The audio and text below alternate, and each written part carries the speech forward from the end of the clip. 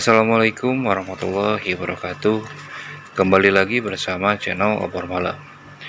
Kali ini saya akan membawakan sebuah kisah dari salah satu narasumber kenalan kami.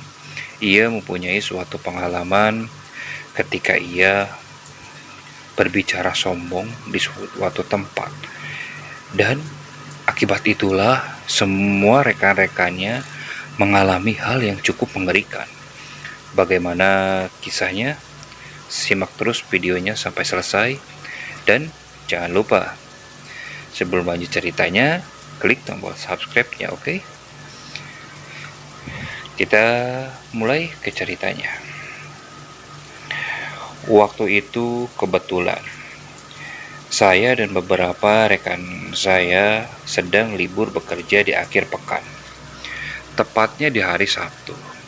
Saya dan ketiga teman saya yang lain berencana hendak pergi liburan ke pemandian air panas yang ada di salah satu kota. Waktu itu saya berangkat bersama ketiga teman saya. Sebut saja nama mereka Erik, Arifin, Budi, dan teman-teman yang lain menyebut saya Kusradi. Kebetulan kita juga bekerja di tempat yang sama. Memang sudah jadi kebiasaan. Biasanya sebulan sekali kita akan pergi berlibur untuk refreshing, sekedar menjernihkan kepala dari penatnya bekerja selama seminggu. Singkat cerita, sorenya kami berangkat menuju tempat yang kita tuju itu.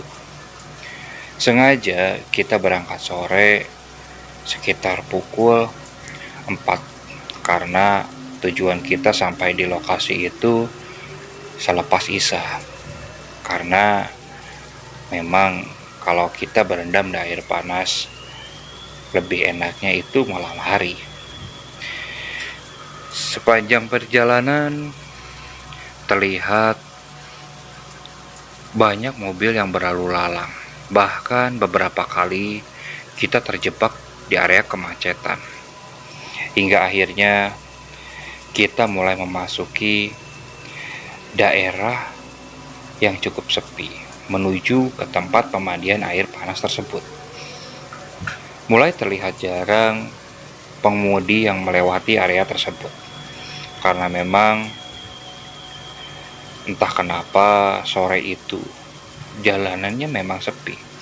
Padahal biasanya akhir pekan ini banyak orang yang berlibur menuju tempat di sana, karena di wilayah sana tak hanya ada pemandian air panasnya, tetapi banyak tempat wisata yang lainnya. Singkat cerita, sampailah kita di tempat yang kita tuju. Di sana tak banyak orang yang berkunjung, masih kehitung jari orang yang ada. Otomatis kita juga senang karena di pemandiannya sepi, jadi kita bisa leluasa untuk berendam. Selesai membayar tiket masuk, kita pun lalu menuju kolam pemandian air panas itu.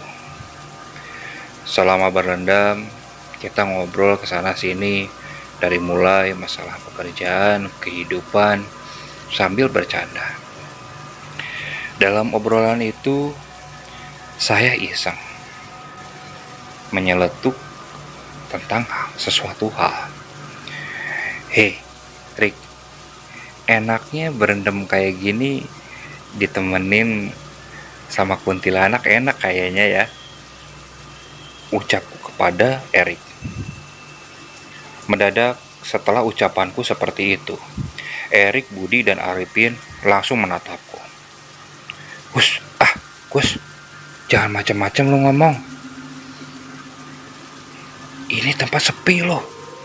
Kalau ada beneran gimana? Alah, gampang.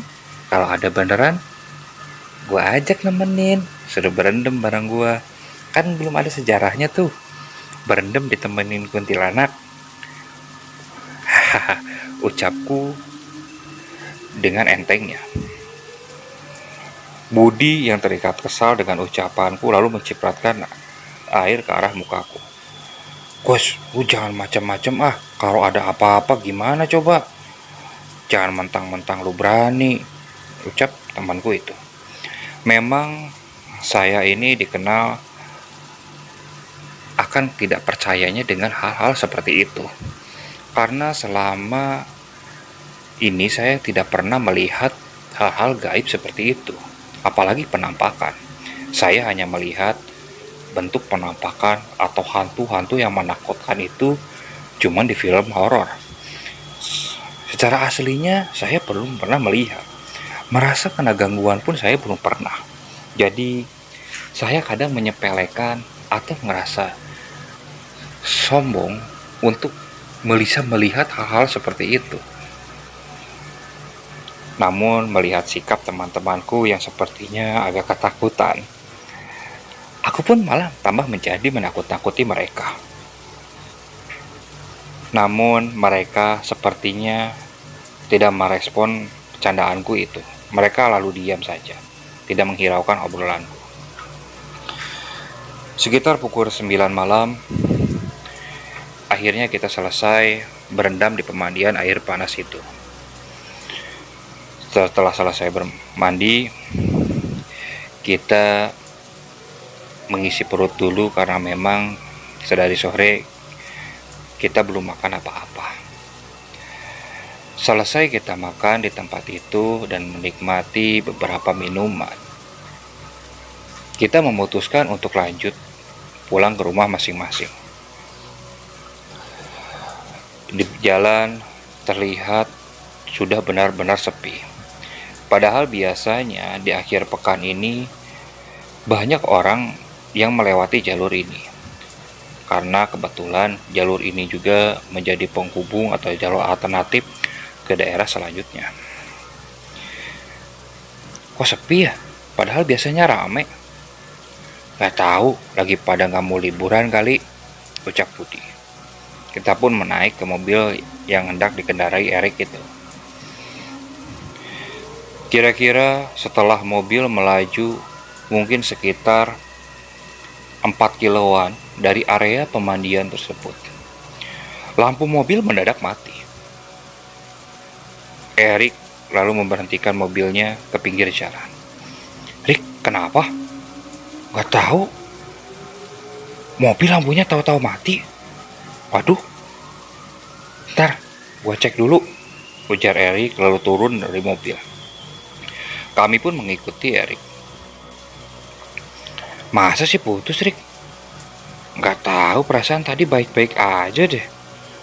Ini minggu kemarin baru gua ganti. Masa sih lampunya jelek? Terus gimana dong? Ya mau gimana lagi? Mau nginep di sini? Iya, Bud, mau nginep di sini, ujar Arifin. Hihi, entar ada hihi loh. Ucapku menakut-nakuti mereka. Budi langsung menepok pundakku. Wus, udahlah. Diem, jangan nakut-nakutin kayak gitu. Ini tempat sepi, lu lihat kan kanan kirinya banyak pepohonan. Udah lanjut aja perjalanan. Lampu sennya masih nyala, kita ngandelin lampu sen aja. Kalau di depan ada rumah warga, kita minta tolong aja. Kalau memang nggak bisa dilanjut, ya kita nginep aja dulu di situ. Gimana caranya aja, daripada kita kenapa-napa di jalan, ujar Erik. Kami pun bergegas masuk lagi ke mobil. Erik mulai kembali melajukan kendaraannya. Dengan penerangan mengandalkan lampu sen mobil, Erik mulai melajukan mobilnya dengan sangat pelan. Karena memang kita tidak terlalu hafal rute jalan ini. Ditambah kalau kita salah mengenali rute, takutnya kita berbelok dan masuk ke pinggiran hutan. Tak jauh dari situ, mungkin antara sekitar 1,5 kilo, terlihat di arah depan di sebelah kiri ada sebuah warung dengan cahaya lampu lentera. Ada warung tuh, berhenti dulu aja. Siapa tahu bisa ngebantuin. Iya ya, ujar Erik. Lalu sesampainya di depan warung tersebut, Erik lalu memberhentikan mobilnya. Terlihat dari dalam mobil, di warung tersebut ada seorang kakek-kakek dan seorang nenek-nenek. Ditambah ada seorang anak kecil yang mungkin itu cucunya. Kami pun lalu turun. Oh, kenapa mobilnya gelap-gelapan gitu, Nak? Ini kek, tadi mati di sebelah sana. Oh, ya udah istirahat dulu di sini. Iya, kek. Ini bengkel yang deket di sebelah mana, kek ya? Gak tahu, kayaknya udah pada tutup jam segini. Paling juga di bawah, jauh kayaknya. Ujar kakek itu menjelaskan. Ya udahlah, kita istirahat dulu aja di sini sambil ngopi, ujar Erik. Kami pun lalu memesan 4 gelas kopi. Erik masih penasaran dan masih mengecek lampu mobil tersebut. Sang kakek setelah menyiapkan 4 gelas kopi lalu menghampiri Erik. Dari sebelah mana matinya, Nak? Itu tadi gak jauh, paling sekitar 1,5 kilo dari sini, kek. Aduh, mau kakek bantuin. Emang kakek ngerti mobil, kek? Ujar Erik. Enggak, ya coba aja. Siapa tahu bisa nyala. Ya kalau misalnya kakek bisa, saya sangat berterima kasih, kek. Soalnya kalau pulang dengan cahaya kayak gini, saya takut kenapa-napa di jalan, ujar Erik menjelaskan. Kakek itu hanya tersenyum. Ya sudah, kamu ngopi saja bersama teman-temanmu. Erik lalu duduk menghampiri kami. Terlihat kakek itu hanya mengelilingi mobil Erik sebanyak 3 kali. Aku yang melihat tingkah laku si kakek itu hanya bisa melongo aneh. Ini kakek ngapain sih? Kok nyampe keliling 3 kali gitu? Ucapku di dalam hati. Namun tidak aku ungkapkan karena takutnya kedengaran dan membuatnya tidak enak. Setelah berkeliling dan 3 kali itu, si kakek langsung menghampiri kami. Udah, sekarang coba jalain mobilnya, ujar si kakek itu. Erik lalu masuk ke mobil dan coba menyalakannya. Ternyata lampu mobil itu langsung menyala. Kami bertiga yang melihat itu sangat aneh. Bagaimana tidak? Si kakek tidak mengapa-ngapain, dia cuma mengelilingi mobil itu saja. Dan lampu mobilnya langsung menyala. Aneh. Erik lalu keluar dan berterima kasih ke si kakek. Si kakek lalu menghampiri kami. Ini pesan kakek nih. Hati-hati ya kalau ngomong. Kita itu hidup bukan cuma manusia, ada jin juga. Apalagi di tempatnya. Etika harus dipakai. Maksudnya gimana, kek? Ucapku. Hehehe, hati-hati aja kamu ngomong ya, Nak. Sambil menepuk pundakku. Budi, Arifin, dan Erik langsung menatap ke arahku. Mereka mungkin ngeh dengan apa yang kuucapkan di pemandian itu. Namun, aku biasa aja. Seperti tidak merasa bersalah dengan ucapanku waktu di pemandian air panas itu. Nih, pesan kakek. Kalau kalian nanti pulang, 1, jangan nengok belakang. Terus, langsung pulang. Apapun yang kejadian, jangan balik lagi ke arah sini ya. Emang kenapa, kek? Ucapku penasaran. Udah, ikutin aja saran kakek ya. Udah, sekarang habisin kopinya terus pulang, ujar si kakek. Setelah mendengar ucapan si kakek seperti itu, kami bergegas menghabiskan kopinya. Berapa kek? Ucapku yang sambil mengeluarkan dompet dan hendak membayar kopi itu. Udah, nggak usah dibayar. Langsung pulang aja. Ingat pesan kakek ya. Baik kek, ucap Erik. Sebelum kami pulang, terlihat anak kecil yang di warung itu mendadak berlarian mengelilingi ke arahku. Wih, ini anak ngapain sih? Pikirku dalam hati. Dek, ngapain? Kok ngelilingin omnya kayak gitu? Anak kecil itu tidak menjawab. Ia malah menatapku dengan sorot matanya yang tajam. Dan bisa kuartikan dari raut wajahnya. Ia seperti memendam amarah kepadaku. Kenapa kok ngelihat omnya kayak gitu? Ucapku. Anak kecil itu tidak menjawab. Matanya terus saja melihat ke arahku. Lalu si neneknya keluar dan menarik anak kecil itu. Duh, maaf cucu nenek ya. Maklum anak desa. Kurang didikan, maaf, ujar si nenek itu. Gak apa-apa nek, namanya juga anak kecil, ucapku. Terima kasih ya kek sudah ngebantuin. Iya. Lalu kami pun masuk ke mobil dan melanjutkan perjalanan pulang. Tak jauh dari situ, mungkin belum sampai 3 kilo kami melajukan mobil. Aku baru dompetku sepertinya tertinggal di warung tadi ketika aku hendak mengeluarkannya, dan tanpa sadar aku menyimpannya di kursi depan. Rick, apa? Balik lagi, Rick. Erik lalu memberhentikan mobilnya. Kenapa? Dompet gua ketinggalan. Yang benar. Coba cek. Ini udah gua cek. Terakhir gua ngeluarin pas mau bayar kopi. Kayaknya lupa gua simpen di bangku depan. Waduh. Tadi kan si kakek ngelarang kita balik lagi. Ya terus mau gimana? Dompet gua di dalamnya banyak surat-suratnya, ada ATM-nya juga. Gimana dong? Oh, gua jalan sendirian jauh.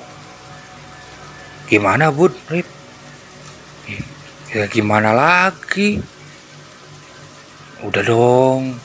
Balik dulu bentar. Udahlah, nggak usah takut kayak gituan kok. Ya udah deh. Erik lalu memutarkan kembali mobilnya. Ketika kita hendak sampai di warung itu, mungkin jarak sekitar 100 meter. Lampu sorot dari mobil yang dikendarain Erik sampai menyoroti ke warung di mana kita berhenti. Namun ada yang aneh. Warung itu sudah gelap gulita. Wah, si kakeknya udah balik kali, ujar Budi.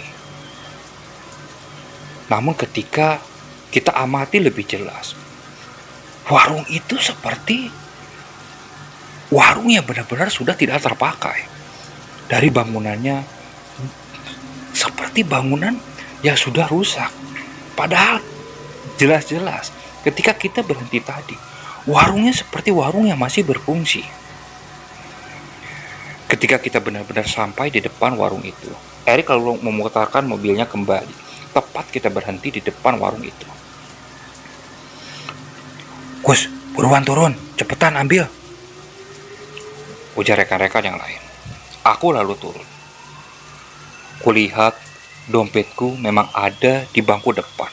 Aku lekas melihat dompetku. Ternyata semuanya masih utuh. Aku lalu coba mengamati warung tersebut. Warungnya benar-benar aneh. Bagaimana tidak? Kulihat warung itu benar-benar seperti warung yang sudah lama ditinggalkan. Karena tampak jelas di depan warung itu tampak banyak sarang laba-laba. Menandakan warung ini memang sudah lama tidak dijamah orang.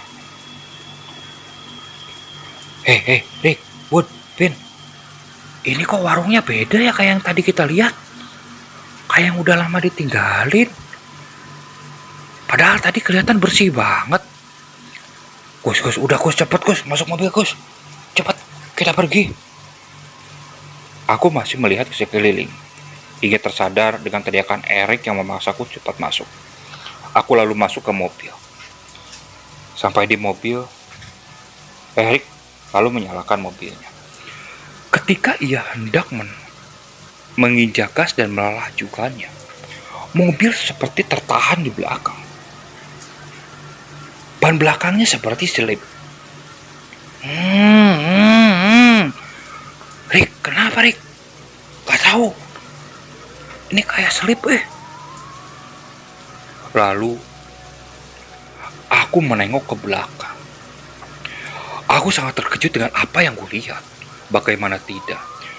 Di belakang mobil, kulihat ada sosok seperti anak kecil yang sedang menahan mobil itu. Dari wajahnya kulihat, anak kecil itu mirip seperti anak kecil yang kulihat waktu di warung tadi bersama si kakek. Itu di belakang apaan, Pin? Bud, teriakku. Sontak yang lain pun lalu menengok ke belakang. Astagfirullah, apaan itu? Teriak Budi dan Arifin. Doa, teriak Erik.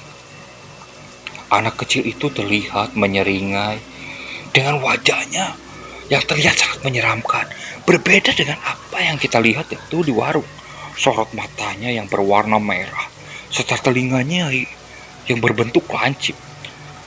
Giginya yang runcing terlihat, serta lidahnya yang panjang dijulurkannya. Sambil tersenyum, dia terus menatap ke arahku. Astagfirullah.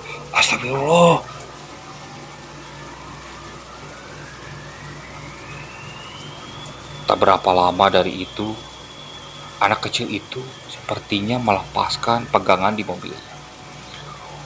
Mobil yang dikendarain Erik langsung melaju. Kulihat ke belakang, sosok itu masih menengok ke arah kami. Astagfirullah, itu masih ada nggak? Ujar Budi. Udah jangan diliatin, ujar Erik. Kami terus melajukan mobil. Tak jauh dari situ, Arifin yang kebetulan duduk di bangku belakang bersamaku mendadak lalu terdiam. Ia hanya menundukkan kepalanya. Pin, udah jauh Pin, ucapku ke Arifin.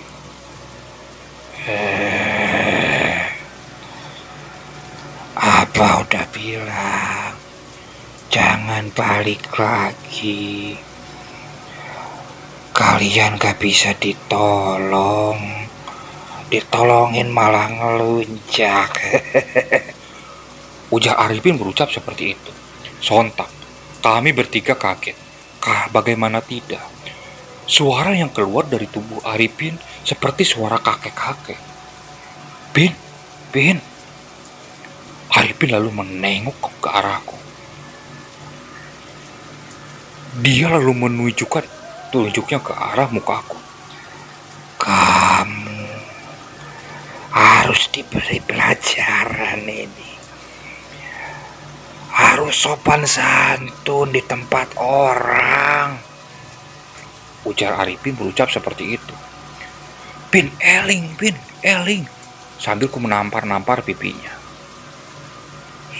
Tak lama dari itu, Arifin lalu tergeletak. Erik lalu mengertikan mobilnya. Pin. Aduh, pusing Kembali ku dengar suara dari Arifin. Rick, udah lanjut aja. Keluar dulu aja dari tempat ini, ujar Budi menyarankan. Erik lalu tancap gas secepat mungkin meninggalkan tempat itu. Singkat cerita, akhirnya kita masuk ke ibu kota lagi. Tak ada kata-kata yang kita ucapkan. Pertama-tama, kita mengantarkan dulu Arifin. Kita popong Arifin ke depan rumahnya. Lalu, setelah kita jelaskan kondisinya kepada orang tuanya, Orang tuanya memaklumi. Lalu setelah itu kami mengantarkan Budi dan terakhir mengantarkan saya.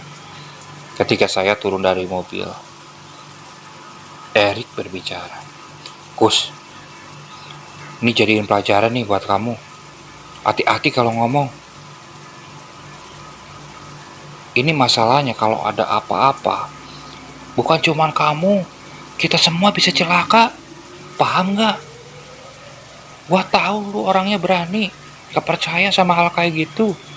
Cuman jangan kayak gitu. Lu tahu kan tadi Arifin kayak gimana? Coba kalau apa-apa kenapa-napa, kamu mau tanggung jawab gak?"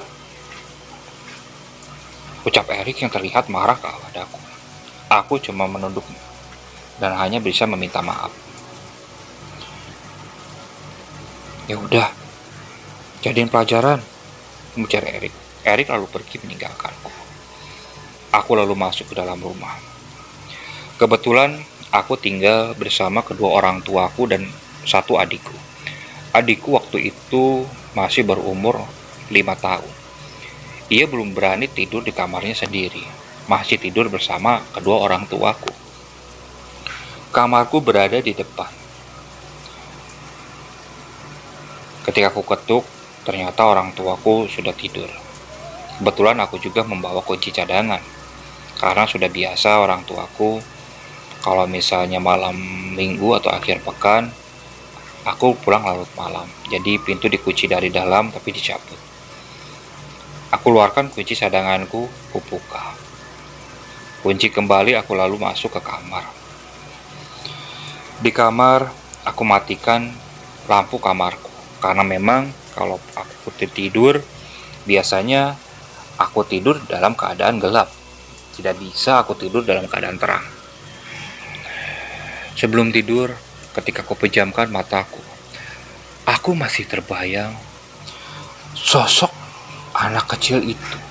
Tergambar jelas di ingatanku bentuknya seperti apa.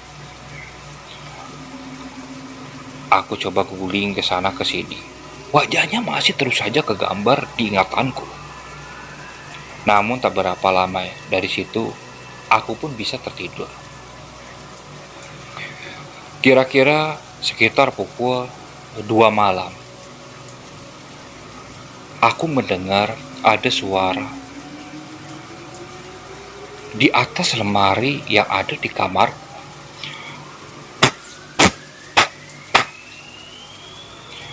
Suara itu terus berulang-ulang hingga akhirnya membangunkanku. Karena memang baru membuka mata, kondisi kamar masih terasa gelap. Aku coba melihat ke atas lemari itu. Kulihat ada siluet bayangan di atas lemari yang sedang duduk sambil berayun-ayun. Dan kakinya itu yang mengenai lemari baju yang ada di kamar. Aku terus memfokuskan mataku, mencoba mencari tahu apa itu. Karena benar-benar tak bisa kulihat, aku lalu melangkahkan kaki menuju stop kontak. Namun ketika aku nyalakan stop kontak lampu yang ada di kamarku, betapa terkejutnya dengan apa yang kulihat. Ternyata yang kulihat di atas lemari itu adalah sosok anak kecil yang kulihat di warung itu. Ia masih menyeringai dengan lidahnya yang dijulurkan dengan panjang. Aku lalu terduduk lemas melihat penampakan itu. Namun tak sampai dari situ. Ketika aku hendak memegang gagang pintu dan berlari keluar, tanganku dipegang oleh sebuah tangan yang sangat hitam legam.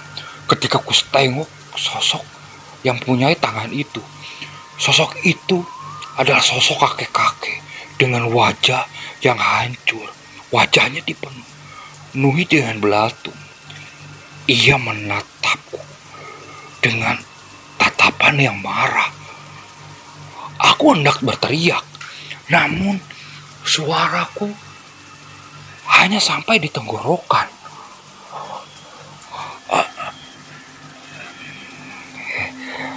Sosok itu lalu terus menyeringai. Anak kecil yang di atas lemari itu lalu turun dari atas lemari dan merangkak mulai mendekatiku. Aku yang belum bisa berteriak, hanya terus menatap kedua sosok itu. Dadaku terasa benar-benar sesak. Dengan tenaga yang tersisa, akhirnya aku memukul pintu kamarku 3 kali. Duk, duk. Mungkin karena pukulanku kencang, orang tuaku terbangun. Kebetulan ayahku memang ngerti tentang hal-hal seperti itu. Ketika ayahku membuka pintu kamar, dia kaget dengan apa yang dia lihat. Astagfirullahaladzim. Ia lalu membacakan beberapa doa. Selepas ia membacakan beberapa doa itu, kedua sosok itu lalu menjauh ke sudut kamar. Ayahku lalu menggerakkan tangannya. Entah maksudnya apa. Namun ketika ayahku menggerakkan tangannya ke arah kedua sosok itu langsung menghilang.